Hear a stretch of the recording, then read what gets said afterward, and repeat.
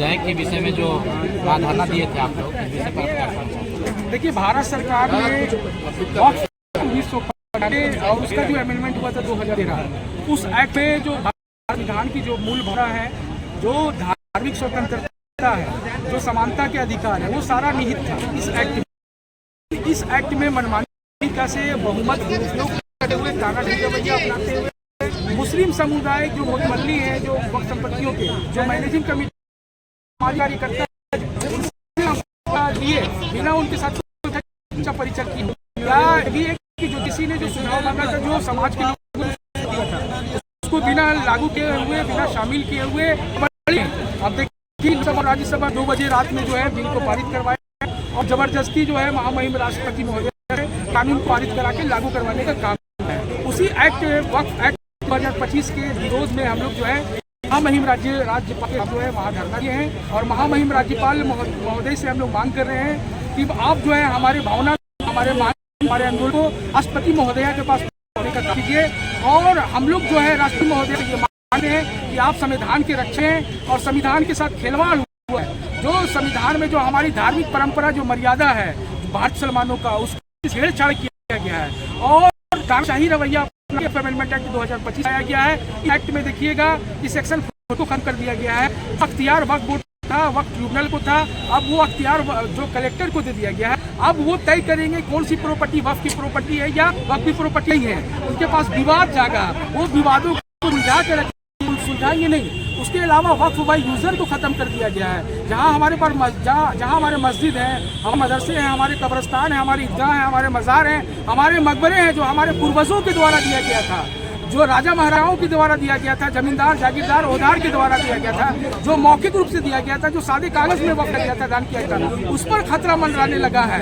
तो उस खतरा को देखते हुए भारत के जो संविधान के रक्षा के महामहिम राष्ट्रपति महोदय एक गुहार लगा रहे हैं धरना के माध्यम से कि आप जो है संविधान के रक्षा के भारत सरकार के द्वारा जो संविधान विरोधी वक्फ अमेंडमेंट एक्ट 2025 लाया गया है उसका समीक्षा करते हुए जिस प्रकार पहले जो है किया गया फिर से अमेंडमेंट किया जाए और संविधान भावना, समानता के अधिकार, धार्मिक स्वतंत्रता के अधिकार को शामिल किया जाए और अगर नहीं होगा तो इस एक्ट को वापस किया जाए। साथ ही साथ हम लोग झारखंड सरकार श्री हेमंत सोरेन जी से जो हमारे माननीय मुख्यमंत्री है उनसे भी मांग रहे हैं कि भारत के संविधान के अनुच्छेद 245(2) में ये सारी शक्तियां राज्यों के सरकार के पास है।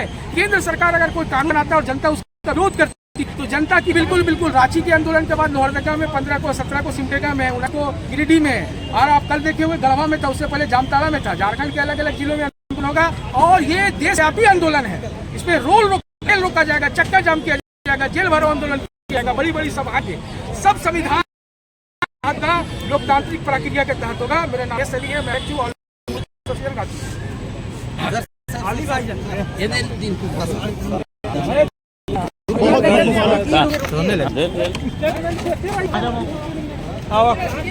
भाई बिल्ली से दूध की रखवाली नहीं की जा सकती है, बिल्ली से दूध की रखवाली नहीं जा सकती। जो 2 वक्त की नमाज पढ़ी की संपत्तियों को जो है उसका सुरक्षण करेगा, ये असंभव है। हमारे भाई ने इतना अच्छा मजमा जमाया है कि हम इस लड़ाई को उस वक्त तक लड़ेंगे जब तक के वापस नहीं हो जाएगा।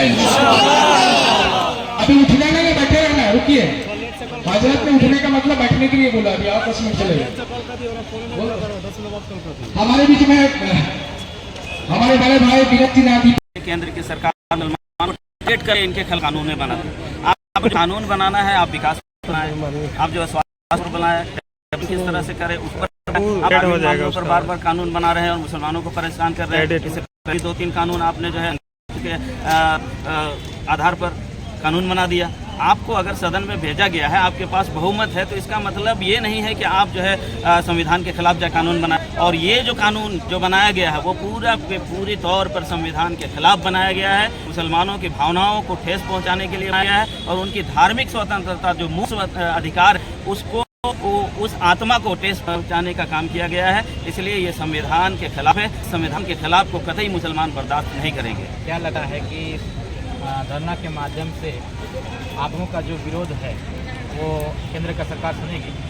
बिल्कुल केंद्र का सरकार सुनेगी। ये सिर्फ जो है हम लोग का धरना नहीं है, पूरा देशव्यापी आंदोलन। आप जो है इसके लिए लोग सड़कों निकलेंगे, रेल जाम किया जाएगा, चक्का जाम किया और जो भी संवैधानिक तरीका है असंवैधानिक तरीका को जो है अपनाया जाएगा। ये बिल किसी भी सूरत पर मुसलमानों को एक्सेप्ट नहीं है और उसके साथ जो दीगर लोग हैं जो सेकुलर सोच के रखले हैं उनके लिए भी जो है ये काबिल वाला बिल नहीं है, क्योंकि इसके अगेंस्ट में काफ़ी वोट पड़े थे सदन के अंदर में। तो ये जो है बार बार नैरेटिव फैलाकर और ये कहा जाता है कि मुसलमानों के हित के लिए आप जो है हम कानून बनाए, अब जो है उसमें संशोधन कर दिए कि गैर मुस्लिम आप डाल दिए और तरफ ये भी कहा है कि जो है नॉन मुस्लिम है वो डोनेट नहीं कर सकता है, वक्फ नहीं कर सकता है, वक्फ नहीं कर सकता है लेकिन मेंबर रहेगा। अब दूसरे न्यास बोर्ड में हमको क्यों जगह नहीं देते हैं? हिंदू न्यास बोर्ड है उसमें भी जगह देनी चाहिए दूसरे कम्युनिटी के लोगों को, सिख न्यास बोर्ड है उसमें भी जगह नहीं चाहिए, लेकिन नहीं, सिर्फ मुसलमानों के लिए है। और ऐसा जो है ये सिस्टम ला किया गया है कि पूरे के पूरे तौर पर वह कानून लागू करके और मुसलमानों की जायदाद को, मुसलमानों की प्रॉपर्टी को हड़पने की साजिश है। मुसलमान इसलिए आहत है कि अंग्रेज़ों के ज़माने से पहले से मस्जिदें हैं, मीनारें हैं, मकबरे हैं, उनकी हिफाजत जो है किस तरह हो सकती है, क्योंकि वक्फ जो है वो सिर्फ जो है वक्फ बोर्ड में और इसका मामला दर्ज नहीं हो सकता है। अगर कोई जो है आपका अगर मौखिक कोई वक्फ किया होगा, कोई सादे पेपर पर वक्फ किया होगा, आप 200 साल 500 साल के कागज़ खोजेंगे, अगर वो कागज़ नहीं दिखा पाएगा तो आप उस पर जो है रोक लगा देंगे, मस्जिदों में ताला जड़ने का काम करेंगे। तो इसलिए मुसलमान भी परेशान है और किसी भी सूरत पर खून का आखिरी देने के लिए तैयार है, लेकिन इस बिल को वापस लेना पड़ेगा, इस बिल को एक्सेप्ट करने के लिए तैयार है। क्या नाम हुआ आपका? मेरा नाम नौशाद आलम है, मैं केंद्रीय सचिव हूँ आमिया संगठन।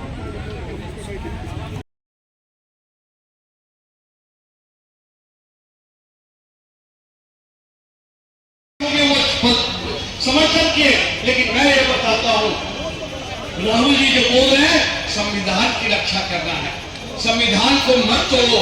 ये भी एक संविधान का पाठ है कि मेरे मौलिक अधिकार, मेरे छाती में छेद करने का भी मत करो। हो सकता है कि संविधान में ये बात नहीं लिखा हो, लेकिन असल यही है और इनका मंशा साफ है मित्रों, इनका साफ मकसद यही है कि हम मुसलमानों के दुखती रख पर हम हाथ रखते हैं तो हमारा एक वोट बैंक जो है श्योर होता है और उसी के नाम पर हमको काम तो करना नहीं है, हमको अडानी और अंबानी का चंपिया बन के रहना है, उनको मजबूत करना है, लेकिन देश के विकास की बात नहीं करते हैं। तेल का दाम कितना पहले घट गया, आपने एक्साइज ड्यूटी बढ़ा दिया, ठीक है लागू नहीं हुआ, आपने बेरोजगारी दूर नहीं की, आपने पूरी महंगाई बढ़ा दी, आप कैसे चर्चा करेगा देश का लोग? वही है कि वक्फ बोर्ड लाओ, एनआरसी लाओ, सीए लाओ, आप ऐसी ऐसी बातें लाओगे कि टीवी में दूसरा चर्चा नहीं चलेगा, लोग अपना पेट भूख छोड़ करके इसकी चर्चा करते रह जाएंगे। असल उन लोग का खेल यही है, असल खेल यही है। मैं आपसे एक बात करूंगा, हो सकता है आपको थोड़ा बुरा लगे, हमारे जो छोटे छोटे बच्चे बहुत एग्रेसिव नहीं होना है, जो उनकी मंशा यही है कि हम आपको उबाल करके देश में पूरा दंगा फैला दें और देश को भी करें और फिर हम अपना वोट बैंक को सुरक्षित करें। मैं समझता हूँ कि इस तरह के आंदोलन की बहुत ही जरूरत है और हम जैसा भाई आप लोग के आंदोलन में हर जगह खड़ा रहेगा। हम उम्मीद से हमारे छोटे भैया चाली साहब अगुआ रहते हैं इन सब चीजों में, वो आए थे केशव तो कमलेश जी के पास, तो वो बोले कि आपको जाना है गोड्डा में और बादल पत्र लेंगे कि फादर का डेथ हो गया, तो इन्होंने बोला, हम बोले अली और कोई आए चले, तेरा भाई जरूर आएगा तेरे साथ। मैं गोंडा में रहता हूँ और आप ही लोग के बीच पला बढ़ा हूँ, इसलिए मुझको कोई मतलब नहीं है कि मैं अपने धर्म का पालन उतना ही करता हूँ जितने वो नाधर्म वाले लोग बाहर में दारू पी करके डांस करते हैं पूजा में। हम लोग ऐसा नहीं करते।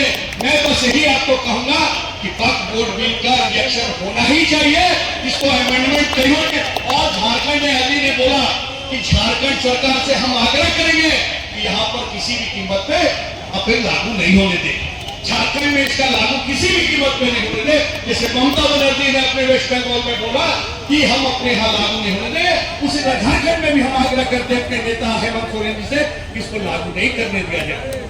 मैं बस ज्यादा नहीं बोलूंगा, इस बिल के आपके खिलाफ जो किया है आप लोगों ने प्रदर्शन, हम पूरी ताकत के साथ आप लोगों के साथ खड़े, तन मन धन के साथ, जहां भी लगे आप लोग को, हम लोग के सब भाई एक नहीं है, बहुत आंदोलन में साथ खड़े। धन्यवाद, जय हिंद, जय भारत।